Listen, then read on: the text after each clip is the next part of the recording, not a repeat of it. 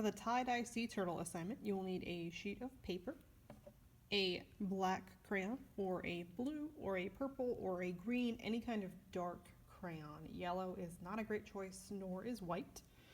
You will need something to transfer the wax in your crayon across the paper. This is just like the Peter Max Van assignment and the butterfly assignment and the tiki assignment, where we're going to create a symmetrical design by transferring one material, in this case wax, from one side to the other. If you don't have crayons, you'll remember that this process works with the graphite in your pencil as well. If you don't have a spoon, you could use the rounded end of a Sharpie, for example. You will also need something colorful. We are using watercolors in person. If you are working from home and you don't have watercolors, you can use whatever you do have available to use. Begin by holding your paper in a portrait orientation, that is straight up and down.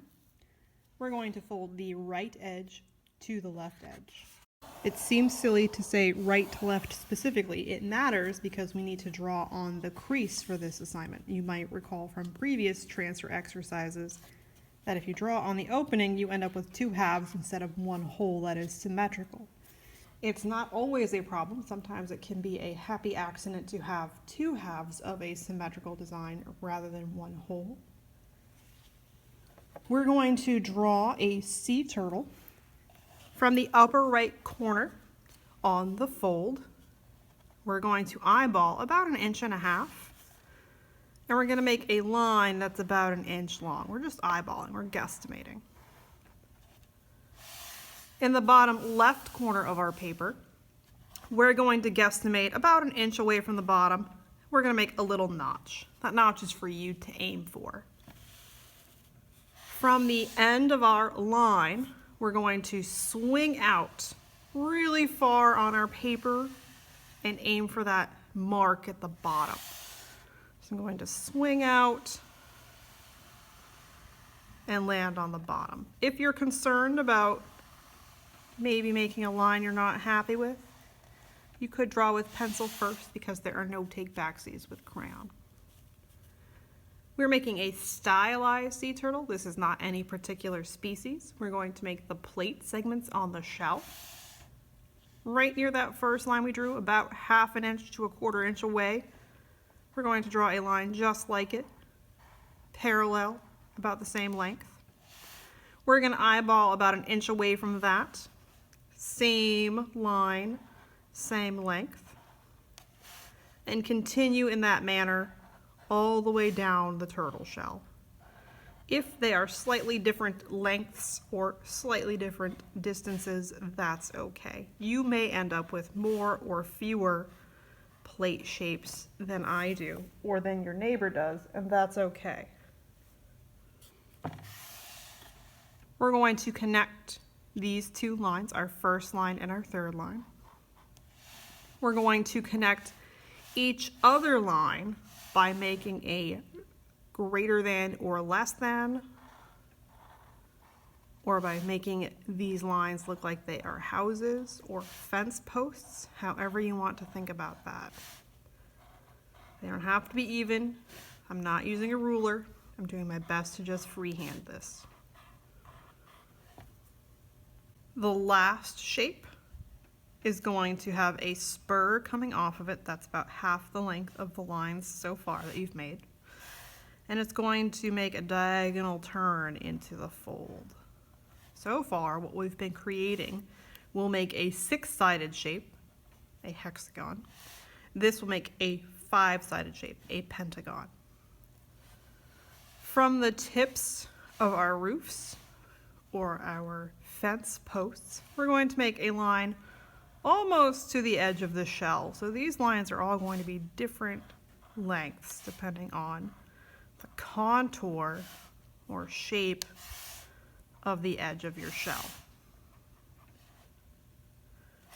We're going to round a line to connect these. Notice I'm making individual small arcs, not one big arc. To end the shell, I'm going to draw out to the edge and create a little bit of contouring. Some species of sea turtles have jagged edges to their shells. For the head of our sea turtle, we're going to go up to our first straight line. We're going to curve out and then back in and try to end in that upper corner so we have the beak shape for our sea turtle's face. We're going to draw a sea turtle eye, so an oval that is pointy like a lemon or a football. Going to give it an eyelid and an iris. This is a top-down view of a sea turtle. Notice we're drawing nice and large, so it takes up a lot of space. The back flipper on our sea turtle is going to be kind of like a paddle shape, so near the back portion of our turtle. I'm going to swing out, curve around, and then come back in. For the front flipper, it's a different shape. So we're going to come up towards the head a little bit. We're going to give it a little bit of space between the head and the flipper at the front. We're going to go diagonally from the shell, curve a little bit,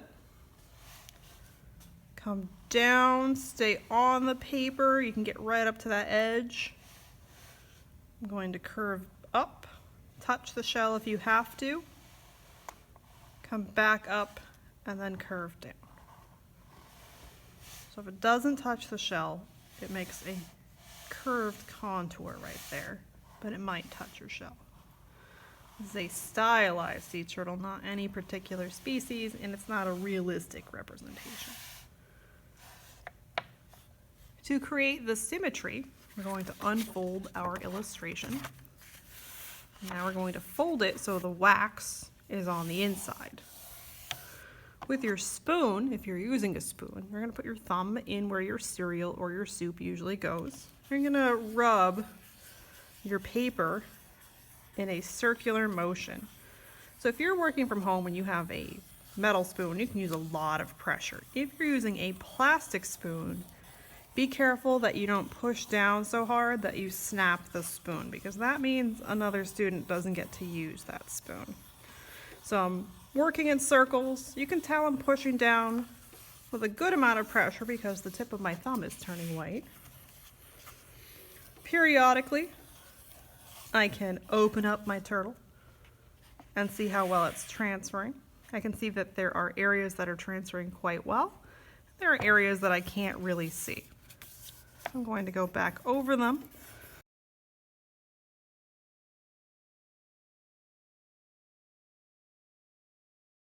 And I can see that's working much better. Another trick for those of you who might struggle with the transfer process is if I have my turtle folded so the wax is on the inside, I can take a ballpoint pen or a regular pencil and I can actually see my design through the paper. It's probably not showing up on my camera super well, but if I can see my design on the paper, I can actually trace on the back of my paper, and the pressure from the tip of my pencil, I'm not drawing especially hard, I'm just using my normal writing pressure, my normal drawing pressure, and that's going to push the wax across the paper. So if I open this up and check, I can see that it's making much more distinct lines because I have all of that pressure in the tip of my pencil putting the wax across the paper. So if you struggle with transferring the wax across,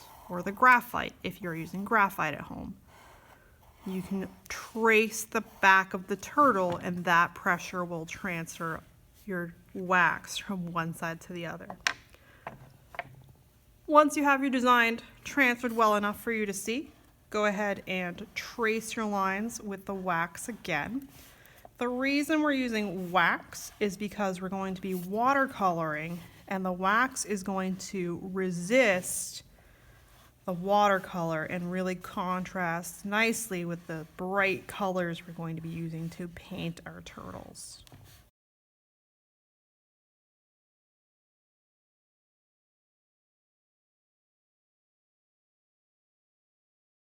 If you're at home, you're going to use whatever colorful material that you have to create the tie-dye effect, and I will create a quick little tutorial video on how to do that with crayons or colored pencils or markers. If you are in person or if you have watercolors at home, make sure to watch the next video for the next part of this tutorial.